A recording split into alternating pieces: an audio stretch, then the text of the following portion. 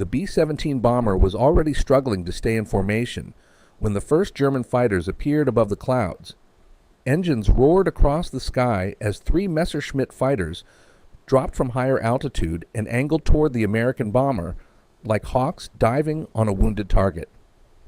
The crew inside the aircraft had seen this pattern before. German fighters rarely attacked alone, and once they locked onto a bomber, they would keep coming until the aircraft was burning or falling.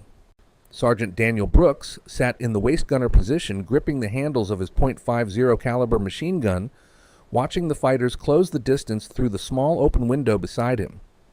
The bomber had already taken flak damage earlier in the mission, and the aircraft had drifted slightly away from the rest of the formation. That made them an easy target. The German fighters knew it. From his position, Brooks could see the lead fighter lining up directly behind the bomber's tail, while the other 2 split to either side, preparing a coordinated attack. Their cannons were designed to tear bombers apart quickly, and a single good pass could shred an aircraft's wing or engines. Brooks pulled the charging handle of the .50 caliber machine gun and felt the weapon lock into place, and the long belt of ammunition rattled beside the gun while the cold wind from outside rushed through the open waist window. The first fighter began firing. Bright tracer rounds streaked past the bomber's fuselage as the German pilot opened up with cannons from behind the aircraft. Brooks leaned in to the .50 caliber and squeezed the trigger. The machine gun roared to life, sending a stream of heavy rounds tearing into the sky toward the approaching fighter. The first burst from the .50 caliber machine gun ripped through the cold air with a deep mechanical roar that filled the waist gunner compartment. Brooks leaned forward into the weapon and held the trigger steady as the stream of heavy rounds stretched across the sky toward the approaching Messerschmitt. The German fighter had expected light defensive fire from the bomber, but not the concentrated burst that now tore directly toward its nose. Tracer rounds cut bright orange lines through the clouds while the aircraft closed the final distance of the attack run. The Messerschmitt pilot tried to pull upward at the last second, attempting to climb above the bomber's firing arc. He was too late. The .50 caliber round slammed into the fighter's engine cowling and cockpit area almost instantly. Several bullets ripped through the thin aluminum skin of the aircraft, while others struck the engine block with violent sparks. The fighter jerked sharply to one side as smoke burst from the front of the plane. For a split second, it looked like the pilot might recover and dive away. Then the engine exploded. Flames erupted from the nose of the fighter as the propeller suddenly slowed and the aircraft rolled violently downward beneath the bomber. Brooks released the trigger and watched the burning plane spiral away through the clouds below them. The entire attack had lasted less than 3 seconds, but the fight was not over. The other 2 German fighters had already begun their own attack runs, diving toward the bomber from opposite sides. One fighter swept in from the right wing, while the second dropped lower beneath the aircraft, climbing upward toward the belly, where the bomber was most vulnerable. Brooks swung the heavy .50 caliber gun across the window, opening again, tracking the second fighter as it raced closer through the sky. 2 fighters were still coming, and this time they were attacking together. The second attack came faster than the first. One German fighter swept in from the bomber's right side, while the third aircraft climbed from below, both pilots timing their approach so the bomber's guns would struggle to track them at the same moment. Brooks shifted the heavy .50 caliber machine gun toward the right side window and fired a quick burst toward the incoming fighter, forcing the pilot to pull slightly wider before reaching firing range. The German plane flashed past the bomber's wingtip, cannons firing as it streaked by, leaving bright tracer rounds cutting across the sky behind it. Before Brooks could follow that aircraft, the third fighter surged upward from beneath the bomber. The pilot had chosen the most dangerous angle, climbing toward the bomber's belly, where defensive guns had limited visibility. Then Brooks spotted the dark shape of the fighter rising toward them and immediately swung the .50 caliber gun downward through the open waist window. The movement was heavy and awkward, but he managed to line up the sights just as the fighter leveled off to begin its attack run. He fired a long burst. The .50 caliber rounds ripped downward through the air and struck the fighter's left wing almost instantly. Sparks jumped across the metal surface as several bullets punched through the thin aluminum panels. The German pilot tried to roll away from the fire, but the heavy rounds continued tearing across the aircraft's fuselage. One of the bullets struck the wing root near the fuel line, and a flash of fire burst along the edge of the wing. The fighter dropped suddenly as the pilot lost control for a moment. Instead of completing the attack run, the aircraft rolled sharply and dove away beneath the bomber, trailing a thin line of smoke behind it. Brooks followed the plane with another short burst before it disappeared into the clouds below. But the first fighter that had passed the bomber was already turning back for another attack. And this time the pilot was aiming directly at Brooks's position. The Messerschmitt that had swept past the bomber seconds earlier now turned sharply in the sky and came back for another attack run, this time lining up directly with the bomber's side. The German pilot had clearly seen where the heavy defensive fire had come from and decided to eliminate the waist gunner before making another pass. The fighter's nose pointed straight toward Brooks' window as the aircraft closed the distance at terrifying speed. Brooks swung the .50 caliber machine gun back toward the right side opening and braced his shoulder against the weapon mount. The fighter was approaching head-on now, its nose-mounted cannons already flashing. As the pilot opened fire, tracer rounds streaked toward the bomber and snapped past the fuselage with sharp metallic cracks. One round tore through the thin aluminum skin just behind Brooks' position, punching a jagged hole through the side of the aircraft. Brooks didn't stop to think, and he pulled the trigger and held it. The .50 caliber roared again, sending a dense stream of heavy rounds straight into the path of the oncoming fighter. At this distance, the bullets reached the aircraft almost instantly. Several rounds smashed into the fighter's wing and fuselage, while others tore into the cockpit canopy. The Messerschmitt pilot tried to pull upward to escape the deadly stream of fire, but the maneuver came too late. One of the .50 caliber rounds struck the fighter's engine directly. The aircraft shuddered violently as the propeller exploded into fragments, and the nose of the plane suddenly dropped downward. Flames burst from the shattered engine compartment as the fighter rolled sideways and plunged away beneath the bomber. Brooks released the trigger and leaned out of the window just long enough to see the second fighter spinning toward the clouds below. Two fighters were gone, but somewhere beneath the bomber, the third aircraft was already climbing back for one final attack. The bomber shuddered as it pushed through a bank of cold clouds, engines straining while the crew tried to hold altitude. Brooks kept the .50 caliber pointed downward through the waist window, knowing the last German fighter had escaped below them only seconds earlier.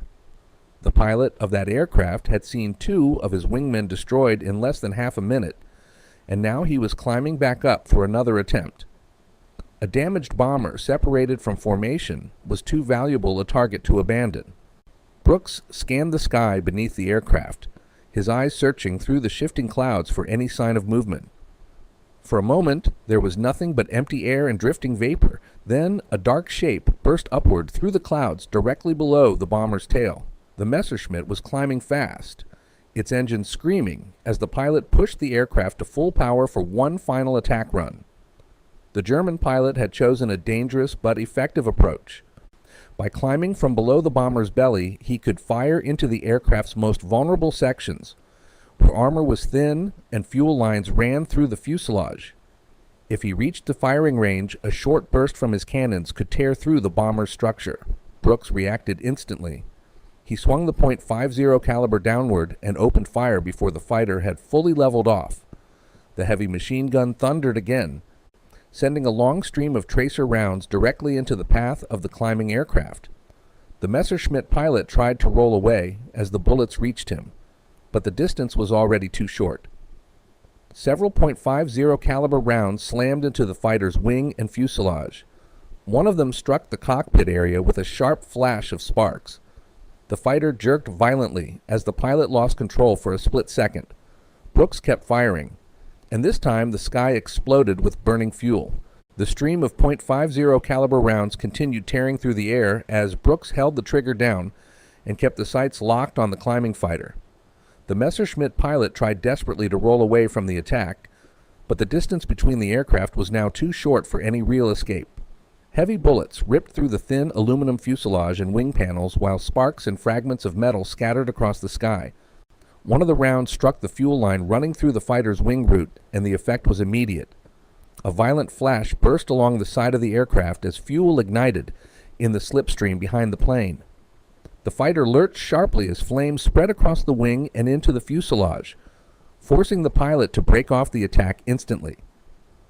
Brooks followed the aircraft with the machine gun and fired another burst as the Messerschmitt rolled sideways, trailing thick black smoke through the air. The German pilot tried to dive away beneath the bomber, hoping the speed of the fall might extinguish the fire before the aircraft completely failed. It didn't work. The flames grew larger as the fighter dropped away through the clouds, and within seconds the aircraft disappeared into the gray sky below, with its engine still burning. Brooks finally released the trigger and leaned slightly out of the waist window, watching the smoke trail fade into the distance. The entire fight had lasted less than a minute.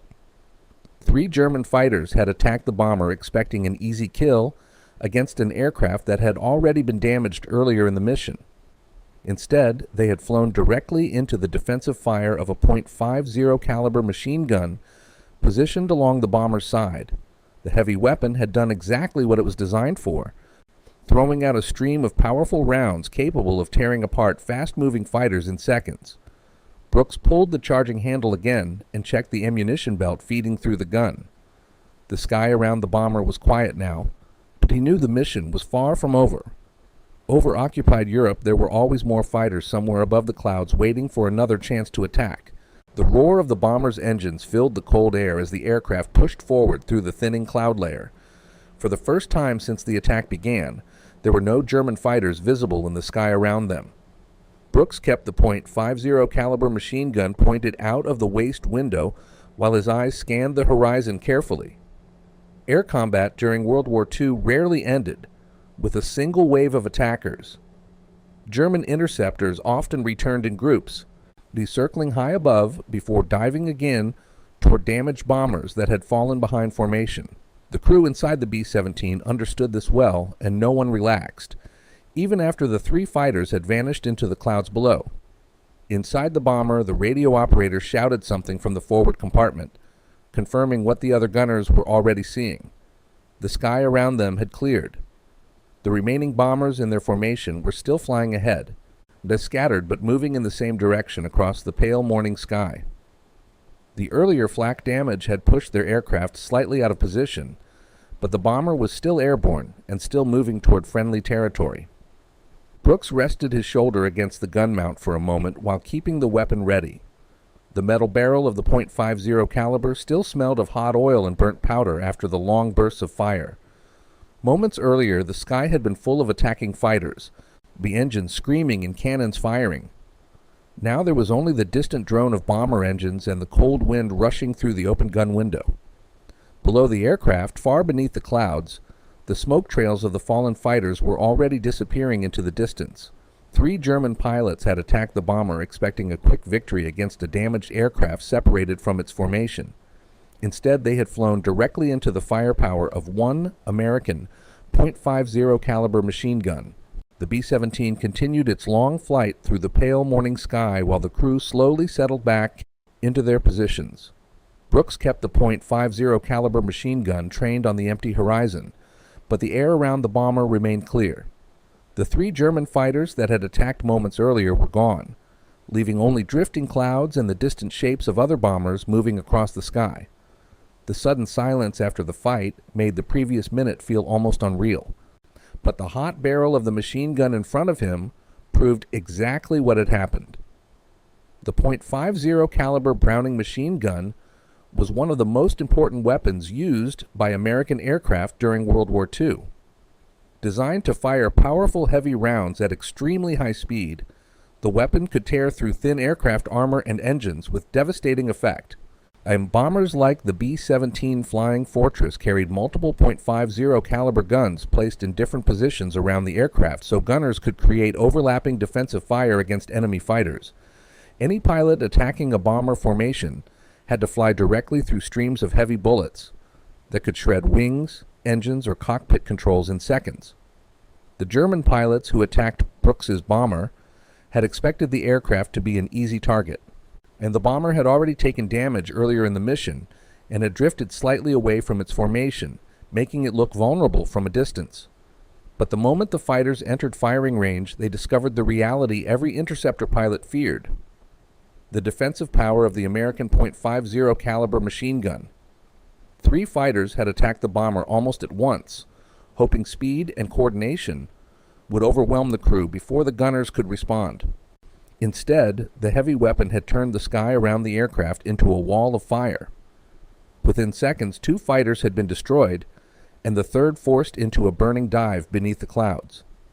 High above Europe during World War II, the .50 caliber had become more than just a weapon.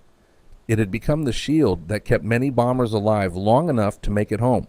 The bomber continued forward across the cold sky while the crew slowly returned to the rhythm of the mission. Brooks stayed at the waist gun position with the .50 caliber pointed outward, his eyes still scanning the horizon for any sign of movement. Over occupied Europe, the danger never completely disappeared, and every gunner understood that fighters could appear again at any moment. But for now, the air around the bomber remained empty, the earlier attack fading into the distance behind them. From his position, Brooks could see the scattered shapes of other American bombers slowly regrouping ahead. The damaged aircraft had survived the interception and was climbing gradually back toward the formation. Inside the bomber, the crew spoke over the intercom, confirming that no new enemy fighters had been spotted nearby. The tension that had filled the aircraft minutes earlier was beginning to ease, replaced by the steady vibration of engines and the long flight still ahead. Brooks looked down briefly at the ammunition belt feeding into the .50 caliber machine gun. Only a few seconds of firing had been enough to change the entire fight. German pilots attacking bombers relied on speed and surprise, but once they flew into the firing arc of a heavy defensive weapon, the situation could reverse instantly. The powerful rounds of the Browning machine gun had ripped through 3 fast-moving fighters in less than a minute, and turning what should have been a quick interception into a deadly mistake. Far below the bomber, the sky had already swallowed the smoke trails left behind by the falling aircraft. The fight had lasted only seconds, but those seconds had decided whether the bomber would continue flying or fall burning toward the ground. 3 German fighters had entered the attack expecting an easy victory. Instead, they had met the firepower of 1 American .50 caliber gunner.